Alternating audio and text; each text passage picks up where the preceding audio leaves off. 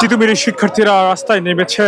তাদের ক্যাম্পাস থেকে পূর্ব ঘোষণা ছিল 4টায়, আজকে 4টায় তারা ঘোষণা দিয়েছিল এবং 4টার ভিতরে যদি দাবি না মানা হয় সেক্ষেত্রে তারা ব্যারিকেড দেবেন, অর্থাৎ মহাখালী ব্যারিকেড।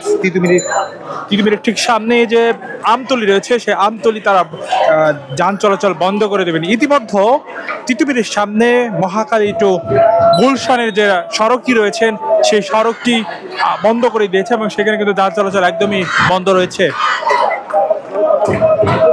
অনেক শিক্ষার্থীরা কিন্তু রাস্তায় নেমেছে এবং তাদের যে আগে দাবি সেই দাবি পূরণের জন্য তিতুমিরের শিক্ষার্থীরা এগিয়ে যাচ্ছে মহাখালী আমতলি ব্যারিকেডের জন্য। পূর্ব ঘোষণা অনুযায়ী তাদের আজকে বিকাল 4টায় তাদের এই ঘোষণা ছিল। তাদের যে দাবি 7 দফা দাবি বিশ্ববিদ্যালয় রূপান্তরের জন্য, সেই বিশ্ববিদ্যালয়ের রূপান্তরের 7 দফা দাবি কিন্তু আজকে 4টা বেজে গেছে, এখনো মন্ত্রণালয় থেকে কোনো সিদ্ধান্ত বা কোনো বার্তা আসেনি। ফলে তাদের আলটিমেটাম শেষ হয়ে গিয়েছে এবং তারা কিন্তু এখন রাস্তায় নামছে।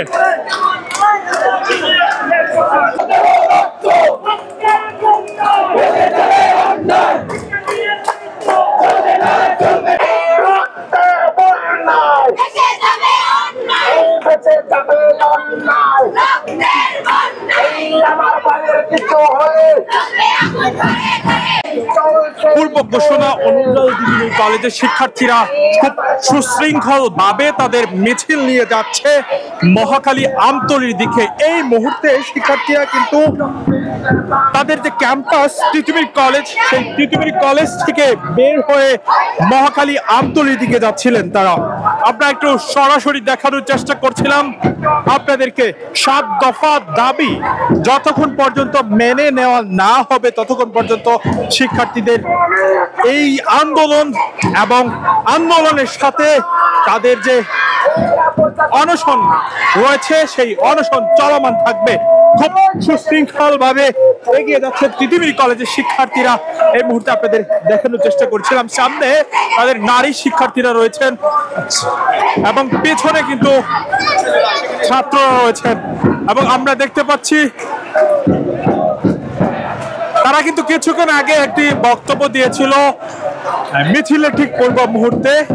তখন তারা গণমাধ্যমের সাথেও কথা বলেছেন এবং বলেছেন এই মিছিলে কোনো রকমের কোনো বিশৃঙ্খলা করা হবে না, খুব শৃঙ্খলা অনুযায়ী তাদের এই মিছিলটা করা হবে।